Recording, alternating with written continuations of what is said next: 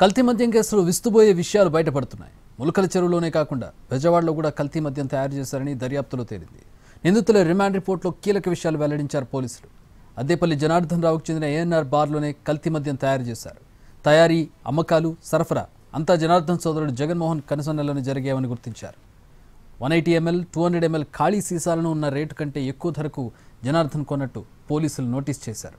ఈ కేసులో A11 శ్రీనివాసరెడ్డి సంస్థ నుంచి 3 GST రసీదులు ఎక్సైజ్ శాఖ గుర్తించింది. 3 దఫాలుగా 39,600, 46,800, 45,000 ఖాళీ బాటిళ్ల కొనుగోలు చేశారు.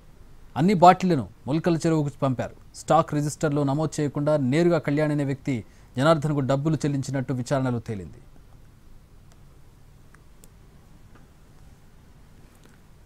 కల్తీ మద్యం వ్యవహారం బయటపడడంతో ఏఎన్ఆర్ బార్లో లిక్కర్ని మొత్తం పక్కనే ఉన్న గోడౌన్కి తరలించాలని జనార్దన్ తన సోదరుడు జగన్మోహన్కి చెప్పాడు. మరోవైపు శ్రీనివాస్ వైన్స్లో ఉన్న కల్తీ మద్యం కేసులను ధ్వంసం చేయాలని ఆఫ్రికా నుంచి తన పిన్ని కుమారుడు కళ్యాణ్కు జనార్దన్ ఆదేశాలు ఇచ్చినట్టు గుర్తించారు.